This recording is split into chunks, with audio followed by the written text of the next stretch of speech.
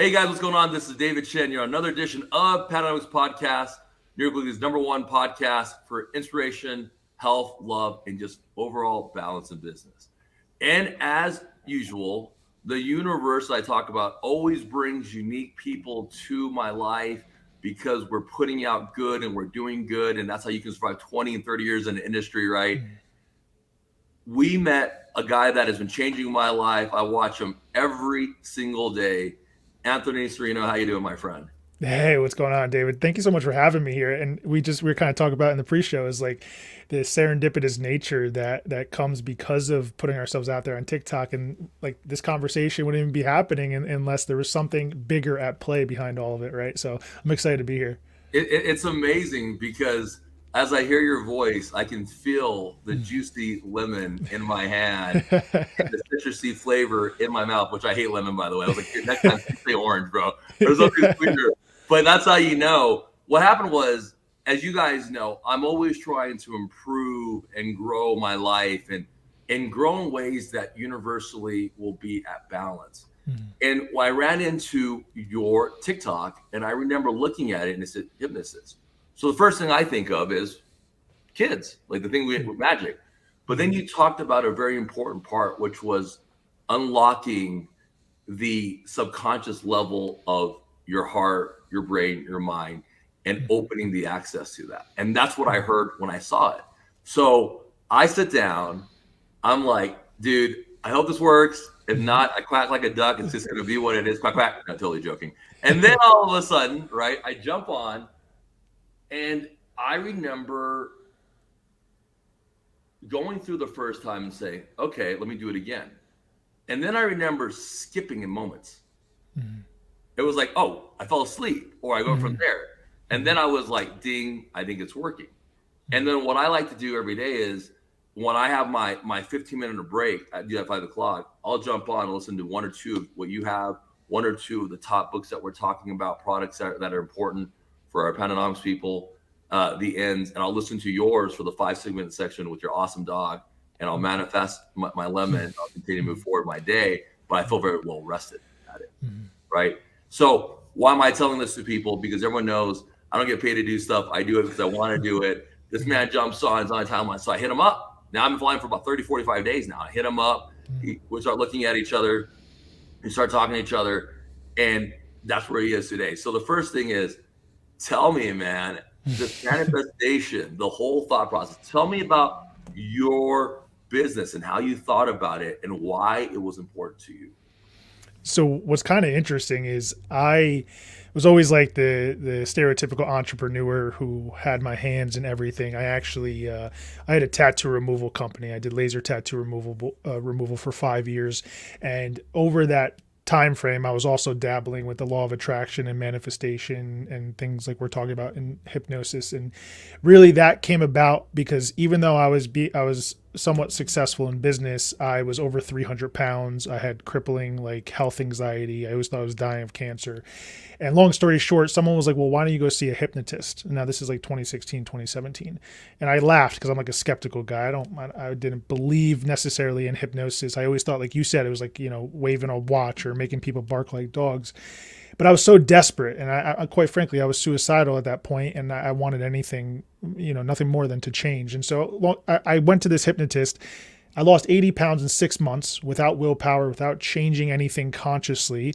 And that was the first moment that I was like, wow, something must have happened beyond just like some woo-woo magical thing. This must have been something real that happened internally. And I started looking into it, and I used it to get over my fear of flying, my fear of my like health anxiety. And then I started helping friends and family. They were getting crazy results, even though I didn't know what I was doing at the time. And then I was so busy doing that I had to start charging for it. And then I was so busy that I had to decide to sell my old business so I could focus full time on coaching. So that's kind of the transition I've been making over the past 12 to 18 months now.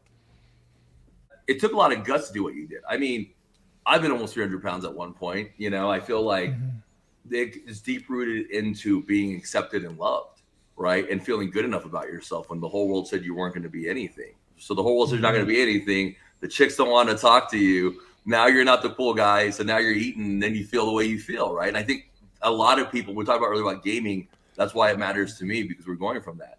But you did something that was so amazing that you had the guts to do that. Why did you have the guts to do that, man? I mean, let's talk about that, because at that moment, it's hard, man. It's hard to look at yourself and say, I got to make a change. What made you do I that? mean, so like I said, I was suicidal, right? Like I would literally drive my car and I'd close my eyes and I'd take my hands off the wheel. And thankfully, I always put my hands. I never hurt myself, never got in an accident. But that was the point, that I was so depressed. And people say, well, were you depressed because of the way you looked? Yeah, sure. I didn't like being fat, right? They're like, were you depressed because you didn't really have any money at the time? I was like, yeah, I didn't like that either. But the biggest thing that I was depressed about was that I knew what I had to do to be successful, but I wasn't doing it. And I was waking up every morning saying, Anthony, if you just do A, B, and C, you'll lose weight, you'll make more money, and you'll be happier. But something inside of me was blocking me from doing that. And I find that with every entrepreneur I work with, athlete, they know what they have to do, but there's fear and beliefs and all the trauma that they've dealt with in the past that's preventing them from taking action. So that's how I look at the whole manifestation process, actually. It's so amazing because you're going into the things that are blocking. When you talk about these things that are blocking, what is the first impression when someone talks about it? How do they get over their fear and just actually want to do it? And how does that help them? So the first thing to do is to actually look at the framework of how we actually have to facilitate change. And now most people try to do more, right? Most people try to buy more books, have more information, and they tell themselves, well, I'm going to execute on that information. It's like New Year's resolutions, right? They say, I'm going to set this plan and I'm going to do it for X amount of time. But what happens? People fall off by the end of January, if not sooner. That's because they're focused on what they have to do instead of the beliefs they need to have about themselves, the fears they need to let go of, that are actually dictating what's happening from like a habit or an action level. And so the first thing I do with someone is I ask them is like, well, do you know what you have to do, right, to achieve that goal that you want to? And most 9 times out of 10, they do. I say, okay, well, what are you afraid of? What's the feeling that comes up when you find yourself not taking that action? And so really it's an investigation process to be like, okay, well, what are your fears? What are the things you believe about yourself and the world around you? And how are those affecting your actions on a daily basis? And then through the process, we can figure out, okay, well, where did this fear come from? Because here's the thing, David, you and I, we're not born with the fears that we have. We had to learn to be afraid of what we're afraid of. We had to learn to believe things about ourselves and the world around us. And this usually happens when we're little kids. And so if that's the case, that we learn to believe one way, well, then we basically have to unlearn that old program that we have. And so that's kind of like, my whole narrative on TikTok with manifesting is, you can't just manifest from a place of inaction. You have to take action, but there's more to that. You're not going to take the action if you're not the type of person who would take that action to have that thing that you're trying to manifest, right? So that's kind of the framework of the change process. I love that you have that framework of the change process, because there's actually a focus point and there's a beginning part, right? Subconscious, man. Mm. Dude, when you think about the thing that you're doing and your ability to help heal people and to get it to a different place, how does that make you feel in the peace and the good intentions? Because that's so much more beneficial than just money, right? You're leading with intentions. Tell me about that.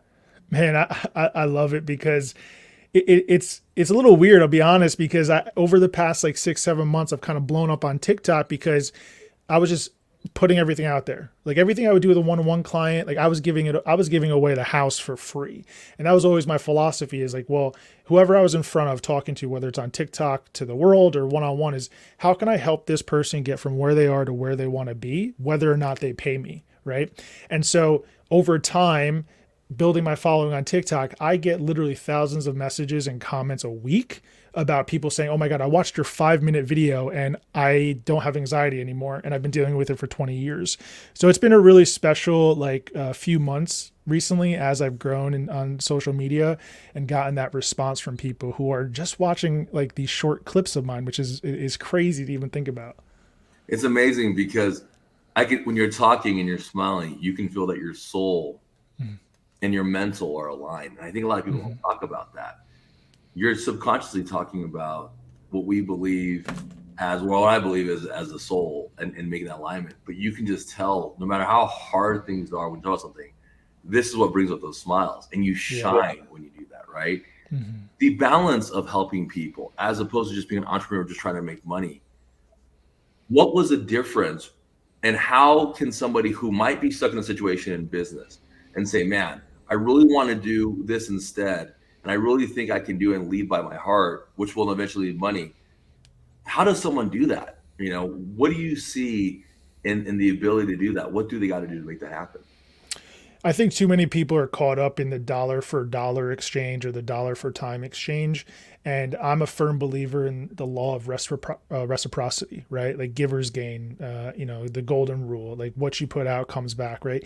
And the thing is when you give relentlessly in business or in life, you can't engineer necessarily how that value is going to come back to you or when it's going to come back to you. You just have to give. And it sounds so cliche, but cliches are true for a reason, or cliche for a reason, because they're true, right?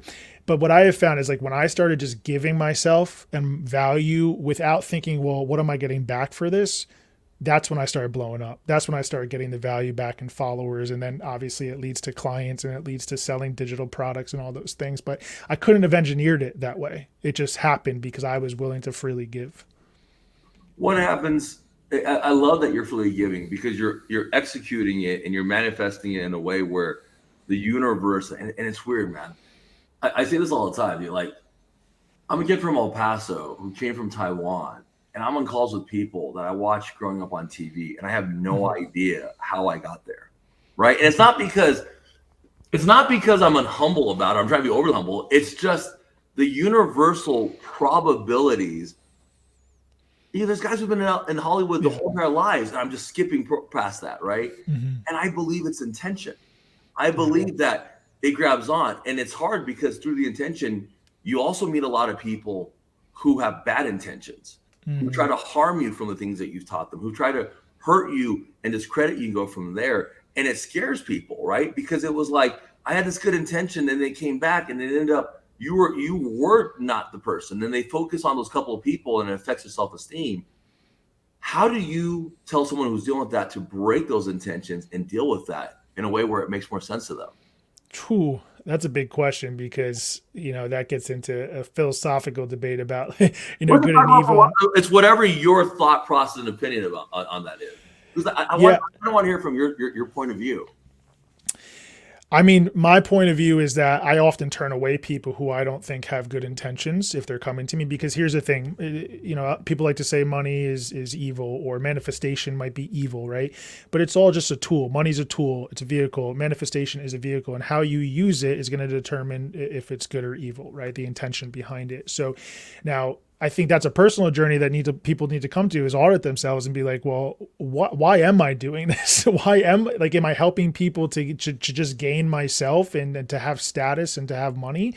Well, then that's probably not the best intention, right? So I don't know if that answers your question. It's what I would say is I usually don't put myself in a situation to work with somebody who I sense has, bad intentions. I love that you lead with purpose, because you just said that money didn't matter. It was intentions that matter first. I think a lot of times as a business person, especially in this TikTok journey or the social media journey, you're getting hit by everybody. It's, if I'm helping you, if money sometimes will overshadows your own intentions, right? Which then breaks the whole process of what it is. And I think that's what happens to a lot of people. Now they're running and gunning, and they don't think with the way you just thought, which was, well, if they're bad and the intentions will then create a bigger frequency of just more bad people and bad things, then I didn't do my job in the universe, right? And I see you nodding your head. Do you agree with that thought process? Is that how you think about it as well? I do. And I also think on the flip side, you can have good intentions and not manifest what you want, not achieve that level of success through goodwill or those good intentions, because of what I call the value paradox, right? Is we all value certain things, and a value is just a belief that something is important. But say you value freedom, right? And I worked with a guy relatively recently who came to me. He had a business where he was doing $1 million a year. He was relatively successful in his own right, but he had been stuck at $1 million a year for a decade. Now, business, and if you have the systems to make $1 million a year over a decade, you should have the systems and know-how and talent to grow that over that time frame, right? So it's pretty unusual for someone to be stagnant like that. And he told me, Anthony, I want to 10x my business, as everybody says. And I said, okay, well, let's talk about what a $10 million a year business looks like for you. And through this investigation process that I use with people, I found that there was a disconnect between what he believed a $10 million a year business meant for him in his life and what he valued. Because when we uncovered his values, freedom, family, his faith, his beliefs about having a $10 million a year business didn't align with those values, because to him, he believed, well, if I have a $10 million a year business, it's gonna cost me time, and that's gonna reduce my freedom. It's not gonna allow me enough time to be with my family and friends. So you see what I'm saying? There's this paradox here where we can value something, we can have good intentions of what we want to manifest, but if it's not aligning subconsciously for us, we're going to constantly self-sabotage. I love that. The alignment is a very important thing. And I think when you talk about your daily manifestations, that's the Mm-hmm. alignment that you're talking about, right? Going Mm-hmm. back to the morning, the lunches, the dinners, my 5 o'clock breaks, and then those manifestations, that's beautiful. I think it's a very, very important thing. When you talk about where you are right now, what hope do you want to give to the universe and the people that are listening when they talk about themselves and they can follow you on social media? What hope are you can give to them to change their lives? So I'm really, my hope is to give people hope, as corny as that sounds, because Love it, man. most people are like, they're stuck in their programming. They, let's say they've had trauma from the past, or they've been dealing with anxiety for 20 years. They're so used to that, so familiar with those programs, that they think that there's no other way. And really, the message is there is another way, and there's a choice. Every day comes down to a choice. Now, that choice can feel difficult because of the anxiety, because of the fear, but that's why you have to do the mindset work, right? You have to do the deep inner work first. It's like going to the gym. You wouldn't expect to just get bigger, faster, stronger by not working out. So why would you expect your mind to get any stronger or more efficient if you're not doing the deep inner work, right? So that's kind of the message there, is that there is hope, and really it comes down to a choice, and we got to figure out what's holding the people back from not making that choice. Is there a common thing that you see that is almost a common that most people are going through, that is something that's so basic that they could unlock after listening to that and focus on that? Like maybe it's just doing it, or maybe it's whatever it is. Is there something that you see as a commonality of the people's issues? Yeah, if I had to put one label to it for everybody, it's self-worth, right? And I've worked with people who make $100,000 a year. I've worked with people who make $10+ million a year. And what I always say is there's a different devil at every level, right? So the guys who we see who are making a shit ton of money, they're dealing with the same types of anxieties and fears that we all are, it just in a different way. And so where that comes from is usually childhood. And we all deal with these moments where we felt less than, we felt incapable, we were made fun of, moments of embarrassment, shame, guilt. Maybe you had parents that didn't celebrate you, right? So you never learned that you had a worth. And so when you get into the business setting or a performance setting, well, if you don't feel worthy, then are you going to put yourself out there? Are you going to take shots? Are you going to take risks? No, right? And so that's when we start self-sabotaging, because now we have, once again, an incongruency between our programming of low self-worth and being successful, right? Because being successful is inherently pointing to, well, that would be a high self-worth, but we don't have a high self-worth internally. So why it's not congruent with being successful. Does that make sense? 100%, because you Yeah. don't believe that you can actually do it. So there's no Mm-hmm. achievable goal, right?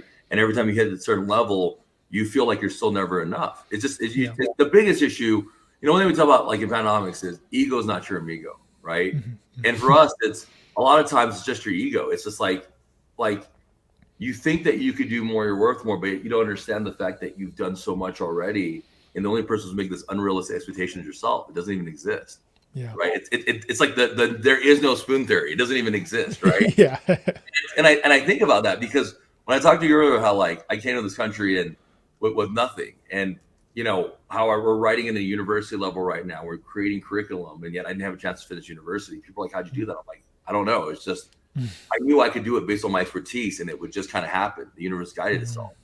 Self worth is funny because I'll talk about myself. It's funny because there's so many levels to it, to a point where you almost feel like you have to have universal worth, Mm-hmm. right? Yeah. And universal worth is your ability, I think, to maintain that frequency and help as many people as you and I are trying to help, and in turn are being helped back, which is always a two-way street. It's a reminder, it's a gratefulness. Thank you for reminding us to stay the course as well. Mm-hmm. And I think that's very funny. But I think it's that big value of worth and maintaining it at a level where it's not even about you, but that the product makes sense and that you're pushing it to where everybody wants it, right? Mm-hmm. Yeah. That's when the intentions and your ability of patience with those intentions, I think, start conflicting, Absolutely. right? as a person who's manifesting those great things, what is your thought process at that point? Is it a patience issue? Is it something that they continue to have to work on effort? Is it an adjustment again, the realignment? Or what do you think is a blockade to where the universe can continue to grow and the expectations are there and you're happy about the overall? Yeah. I mean, I think if we take it from a practical point of view, where we have our goal or our manifestation, and we kind of double click on that folder of our goals, right? Below that or inside of that, we have what we need to do to achieve those goals and the actions we need to take and how we need to interact with people in the world around us. But the thing that's dictating that action or inaction is the self-worth, is the fear, are the limiting beliefs. And like I said earlier, those beliefs, those programs we learned at some point. So if we were made fun of as little kids, or our parents didn't show us enough love, right?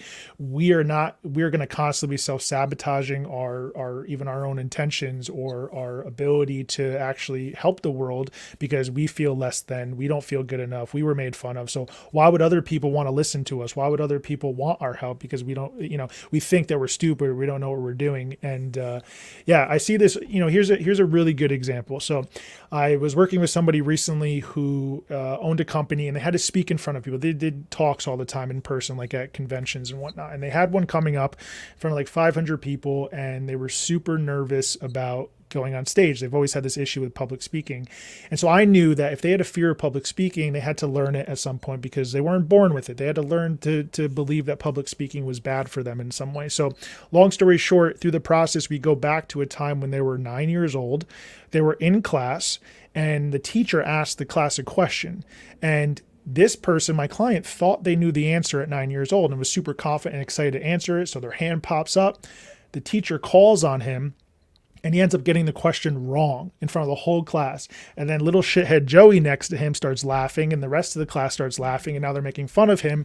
So in that split second, his brain learned that, okay, well, putting myself out there is bad. Public speaking is bad. And so now this program, his 9-year-old self was actually showing up to all these speaking engagements that he was having as an adult. And so we had to flip that script and rewrite that program using things like hypnosis. So does that kind of highlight what the process has to look like to achieve that change? 100%. I think it's so beautiful, and you're highlighting it and go from there. When someone is working with you and they're trying to learn, how can do you have a group where they're consistently talking to you on the community side of basis, or how can they find out where to work with you one-on-one? Yeah, definitely. So the best place right now is obviously TikTok and Instagram. It's just, that's how I've been communicating with people. I'm super accessible. Like, people always say like, "Oh, I can't believe you responded to me," because to me, like, I never focus on the number of followers I have. So when people say, "I can't believe you, responded to me," and that's actually me, or I send a lot of people like videos, right, that I've never met before. I'm like, "Hey, what's going on? Thanks for the, message." So that's the best way to reach out, is on social media there. Well, right now, you're inputting a lot of other cool things in your life, books and TV and music. Is there a book right now that you're reading that is really amplifying what you're doing and helping you grow? So I would say the number one book that I always suggest to people is called The Power of Your Subconscious Mind by Dr. Joseph Murphy. I don't know if you've read it, but that was probably the single biggest influence in my personal development journey, to realize that we have this power inside of us and around us to actually create real lasting change, not only internally, but for the world. And that power doesn't go away. We all have access to it. And that book really does a great job at conceptualizing how we can use that. Well, man, what I love about what you just said is everything you said ends with the world in conception and in good intentions and unlocking the ability to do that. And it goes to the greater calling, right? And making that happen. When you were going through this journey yourself and you were unlocking the bits to relieve yourself over and over again, to lose that weight, to become this person on social media, to become what you want to do, your confidence was going from there. Was there a point in the middle that you wanted to stop? And you're like, man, this is enough. And if that was, what kept you going? I mean, I would say the thing that kept me going was that, and something I still work on all, to this day, is low self-worth, right? And like, this is a constant journey of having that worth and seeing my worth in this world. And I think that's just what keeps me going all the time. And right or wrong, I don't celebrate my wins too often. And I think that's also a byproduct of my inner child and my upbringing and things. I just, quite frankly, I wasn't good at a lot of things when I was super young, and I never had much to celebrate. So now I just like look at everything as like, I'm going to do this. And here's another thing is like, we all go through different traumatic moments in our life and bad things happen. But, my uncle, who was like a father figure to me, he killed himself in 2010, and that rocked my world, like in a way that I can't even describe. But what it did do is it kind of made me see the bigger picture. And that's also why I've had such a passion to help people, is because I see my uncle in the world. I see my uncle in the people I help. I see it in myself. And like, we all just kind of think sometimes that we're victims to our own choices and our mistakes. But we can always start new. And that's kind of back into the conversation of like, there's hope. Like, that's as simple as it sounds. Like, there's hope that things can be different and will be different. So Yeah, it's thank you for sharing that. And I think it's when someone you love unexpectedly goes. This reason just happened a month ago. You question a lot of things, faith, your purpose, karma, the universe, everything, because it doesn't make sense. yeah. It just doesn't make sense. And when you know that person at the level your Uncle Joe, like I knew my Aunt Ada, it doesn't make sense. Yeah. It's and to find that peace, because when that rocks you, and I want to let everyone know this, even high performance guys like ourselves, when that rocks you, it rocks what you're teaching, because you're still a logical human being. And I don't think people talk about that, but it's a normal process. It doesn't mean that you skewed from your faith. It doesn't mean that you are wrong or you're off. It means that you're a human being, right? And then people can't forgive themselves for doing that. Yeah. Right. So the process starts all over again. But at the end of the day, it's just the ability, I think, to really recognize that, like, it's okay to make a mistake and break down and not be perfect every day, because you're human. Yeah. Right. And I don't think we do that a lot. I think a lot of times we're more about boom, boom, boom, boom, boom. It's got to be done. And at the end of the day, when life happens, you don't know what to do, man. And I think a lot of people don't really think about that often, Yeah. I mean, my big philosophy is like, failure is refinement, right? Everybody looks at, too many people get caught up in, oh, I failed, I made a mistake, but like, that made you better at every level, right? Like in failure into the brain, there's no big or small failure, right? Like, for the example I give is like, if I'm sleeping at nighttime and it's dark and I can't see anything, and I wake up and I go to reach for my glass of water and I miss, right? That's a failure. But what does my brain do with that failure? It recalibrates and says, no, we don't want to reach here. We want to reach over here on the nightstand. And then I miss again, right? Then it recalibrates and I finally grab the glass of water. So it's all this is recalibration and refinement process that our brain uses that failure to accomplish those things that we actually do want. So that's probably a good message for people. It's like, just embrace the failure. Try just do it. And here's the thing is like, I kind of rose up on TikTok because of my practical approach to manifesting and things that seem more esoteric. And I firmly believe that the more action you take, the more people you help, the more you put yourself out there, that's when the quantum level supernatural stuff starts happening. That's when things start feeling magical and miraculous. And I think that's a byproduct of taking that action. That's so amazing, man. I love that you share that. I love, again, that you're always helping people. It is an amazing thing. Anthony, where can everybody find you on social media? Yeah, so it's all just at Anthony Serino on TikTok and Instagram. Instagram might actually be at the Anthony Serino, because I didn't have someone else has my name and my handle there. I tried reaching out to buy it, but they didn't get back to me. So you got hypnotized to make sure you can buy it from him. Exactly. Yeah. Let me ask you a question. One last thing. If you could give one final big piece of advice for our audience, just whatever that would be, what would that final advice be? So the advice would be a question for people. And the question that I encourage people to constantly ask themselves is, who do I need to be to achieve that goal that I want to, right? What's the identity I need to take on? Not to focus on the action, not to focus on what I need to do or not do, but what type of person do I need to become to have those things that I want to have? Because everything else, the thoughts, the feelings, the actions will fall into place when you actually become that person. Let's go, Big Anthony. Changing the world with his good energy, man. Yeah. I feel so blessed. I thank you for joining us today.